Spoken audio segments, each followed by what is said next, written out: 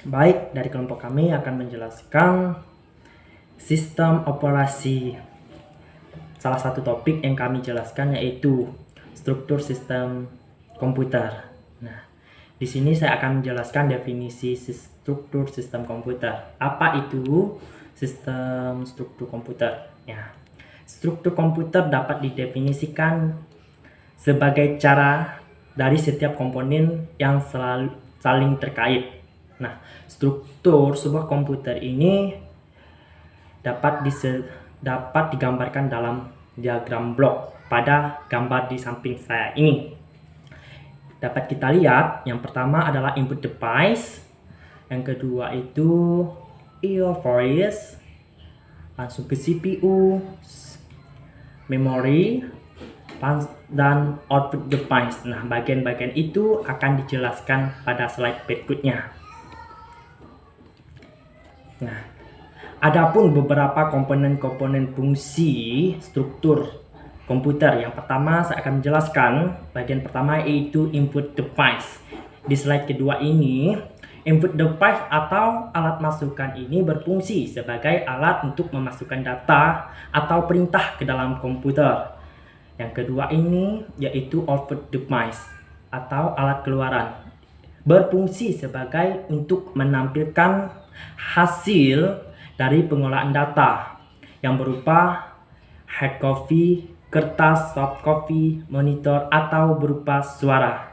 Nah, sekian yang dapat saya jelaskan dari slide yang ke-1 dan yang kedua ini, dan slide selanjutnya akan dijelaskan oleh teman-teman saya.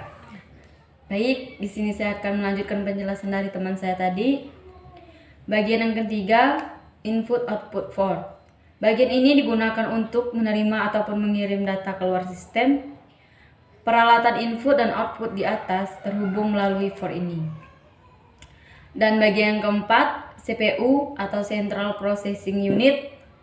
CPU merupakan otak sistem komputer dan memiliki dua bagian fungsi operasional, yaitu ALU sebagai pusat pengolah data dan CPU sebagai pengontrol kerja komputer.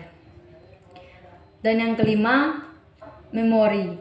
Memori terbagi menjadi dua bagian, yaitu memori internal dan memori eksternal. Memori internal berupa RAM atau Random Access Memory yang berfungsi untuk menyimpan program yang kita olah untuk sementara waktu. Dan ROM, Read Only Memory, yaitu memori yang hanya bisa dibaca dan berguna sebagai penyedia informasi pada saat komputer pertama dinyalakan. Terima kasih. Pada slide selanjutnya akan dijelaskan oleh teman saya. Baiklah, di sini saya akan melanjutkan penjelasan materi dari teman saya. Materinya yaitu 6. Data bus adalah jalur-jalur perpindahan data antar modul dalam sistem komputer. Karena pada suatu saat tertentu masing-masing saluran hanya dapat membawa 1 bit data, maka jumlah saluran menentukan jumlah bit yang dapat ditransfer pada suatu saat. Lebar data bus ini menentukan kinerja sistem secara keseluruhan. Sifatnya bidireksional, artinya CPU dapat membaca dan menerima data melalui data bus ini. Data bus biasanya terdiri atas 8, 16, 32 atau 64 jalur paralel.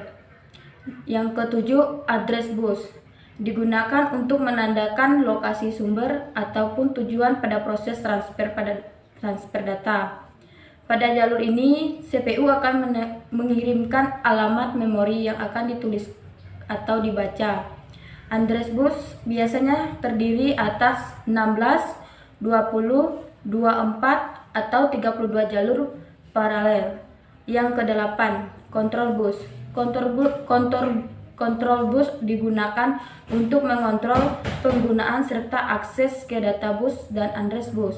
Terdiri atas 4-10 jalur paralel. Baiklah, sekian materi yang dapat kami sampaikan. Terima kasih.